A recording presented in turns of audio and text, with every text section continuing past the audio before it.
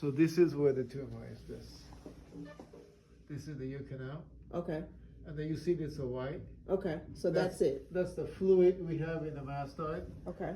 And then this is the petrous apex that you have a fluid.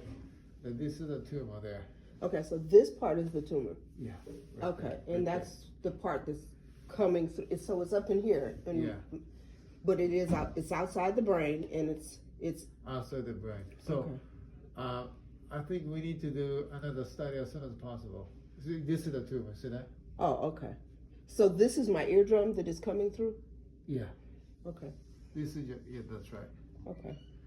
Okay, so what's the let's say, because I know they said you're going on leave January 9th. What's to say, and I have a vacation February. What if, so by March. I'm not going anywhere. They said January 9th, we need to get it done before you go on leave January 9th. That's what whoever called told me from Dr. McAlpin's office when they made this appointment.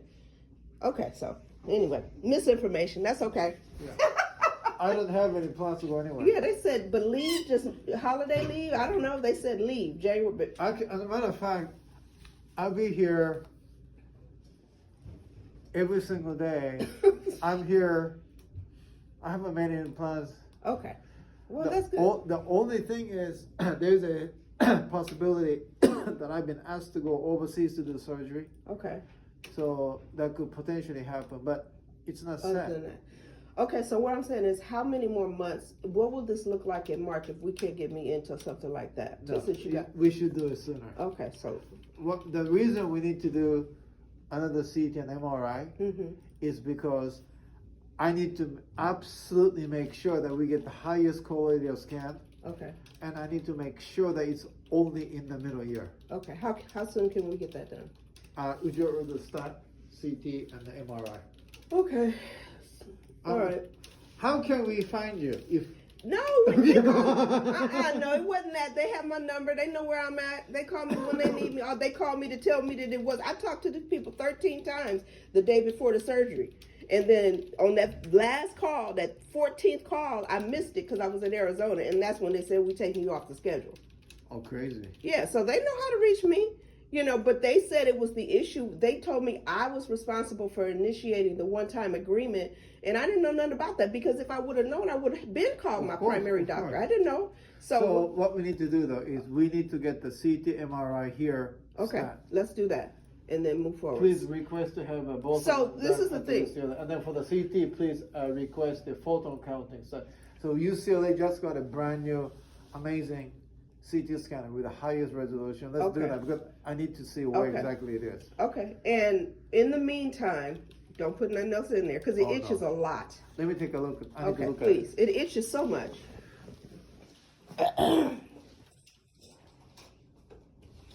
And I need to also order blood test. More blood tests. Okay, that's fine. Whatever we got to do, because it is affecting the quality.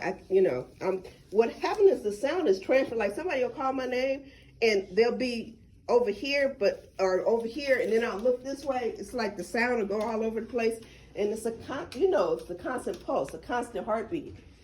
Let me take a look. All right. We're gonna get this done. Yes, we are. I actually did one last week. Oh, the funny part is I ran into somebody that actually had one. I was at a women's retreat, type of meeting, and I was talking about it, and she said, Glomus Tympanicum, she said she had one. It wasn't done here, but you can see the see the end of it right there? I can see right there. Yeah. Don't touch it. Okay. Don't be I'm not no more. Now that I know, I thought it was up there behind some membranes. There's no way in the world I would have ever thought it could be accessed right here. I could put my finger on it. So anyway. So, one of them is a methamphetamine. Sweating. I know y'all didn't think I was about to leave UCLA, a side of town that I'm never on without advertising. Always advertise. I don't care what nobody says. Y'all should respect this hustle. Me and my kids gonna eat forever in abundance. Not a little bit, not just enough, but in abundance. We got several trips planned, but I can't go nowhere without advertising. That's how I built all my business. That's how I bought my home. That's how I paid for my cars. And trust me, before my cars were paid for, my note was $1,071.14 on the Hummer and $948.89 on the Mercedes. So everybody like, oh, you gonna trade it in? I would never. I'm not that young girl anymore that has to have a new model. I love both my cars. But this is, first of all, it's exercise. Let's just say that. Good exercise. But always promote your business. Yeah, there are times when you might get a little security who want to be a real cop who will say something. But for the most part, 26 years, we don't have too many problems. Bottom line, it opens the door to someone who didn't know about your business. Someone who didn't know now knows. So here we go. I love y'all. God is good, because let me tell y'all my testimony. So here I am, once again for the third time, trying to get this surgery for the Glomus Tympanicum on the schedule, which they thought was an acoustic neuroma. So it's a blessing that they didn't operate when they thought it was an acoustic neuroma, because it is not. Hold on, it smells horrible down here. So, turns out, now that they got all the insurance stuff together, which should have been together, to be honest, but that's okay. All thing in perfect divine timing. Hold on, I'm trying to get these flyers on my purse. All thing in perfect divine timing. So, today I came in to meet with the surgeon again, and he's like, okay, stat. Because I didn't know that the tumor could protrude through my eardrum. I thought it was covered by a bunch of membranes and stuff. So turns out I was picking at what I thought was hard wax, and it was the tumor. And it did start to bleed one day, and I was like, ooh, wax don't bleed. So I just told him about that, as you see on the video, and he was like, no, you could have sent yourself to emergency, because that's the problem. It's a vascular tumor. It bleeds. So God is so good to me, y'all. So he's like, stat, we need to get another MRI, another CAT scan. So I'm calling UCLA. While I'm at UCLA, I'm on the phone with them, and they're like, oh, we don't have none until January, this, that, and the other. And tomorrow I have to work. I have a customer flying in from another state. And what is this kind of Band-Aid? It's all the way around my arm. But, so I have to honor that. I can't cancel her for any reason, because she's getting on a plane to come here. So luckily, after being on the phone here an hour in the lobby where I could barely hear, because remember, y'all, I'm only operating out of one ear, and sometimes the sound is like, I can't, it does something. So it's like, it'll sound like it's coming from somewhere else. But anyway, got through that, and she got me an appointment for the 2 days that I'm off, which are the 12th and the 13th. The MRI, another MRI, and another CAT scan. I've had many. I hope, well, no, not a hope. There will be no, I hope there's no issues with so much radiation and so much stuff, but either way, I'll be back on the 12th and the 13th down here for the CAT scan and the MRI, and I'm gonna do some more cars. Okay? Yes, I am. Always advertise your business. Always advertise your business. People always wonder how we afford to eat out so much, how we afford to travel so much. It's because I don't stop hustling. I don't stop. I only owe $32,000 on my home. It will be paid off. I will make sure that my home is paid for and taxes are paid up for years in advance. Because you know how when you leave a house to kids, sometimes that's the one way they lose your house, is because they didn't pay the property taxes. I will not leave my children in this. I'm not going nowhere. Let's just be clear. I'm talking about when we all gotta die. But this tumor is not something that can take me out unless it continues to grow and press on something, some major artery or something. I don't know. You know, I done had so many different things. They told me not to fly. Said it could pop while I'm flying. Who knows? I don't even think like that. Bottom line, I'm gonna be here. I need my full capacity hearing back, you know. But in the meantime, honey, I will always be advertising my business.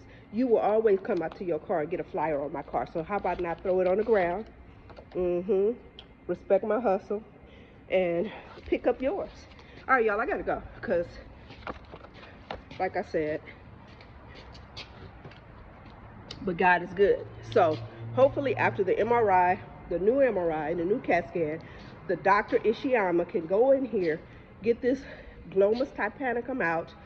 My everything, no, not hopefully, it is done. It's already done. It's already done. It will be perfect. My hearing will return immediately. I won't need that much time off work. And I get my sexy back. What? I love y'all. All right, I did it. Kill 2 birds with 1 stone. God. See, I love this type of energy, this type of sweat. You know, I'm sweating for myself. I'm working for myself, my kids, my family, forever. Let's just be clear. And I never take business for granted, because in small business, when you get used to living off a certain amount of money, and even you go down to a different amount, like let's just say you go down to making $8,000 a month when you used to making 15. To others, that might be still great, and you're still grateful for it, but your cost of living is higher. Whew. So, I am so blessed. God has always given me the ability to start a business out of nowhere, to do whatever it is. But now I love my life so much because everything I do is perfectly in line with the peace that I have in my life.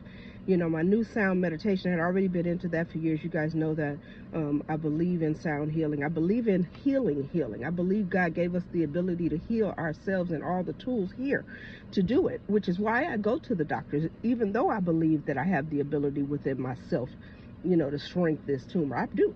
However, I'm not stupid, and I know that type of faith is not unshakable yet. You know, sometimes you do have a little fear, a little worry. So you got get up and go to the doctor, but you could still close your eyes and see it smaller, see it gone, see it. You could still believe in things unseen as if they already are, which is what I believe in.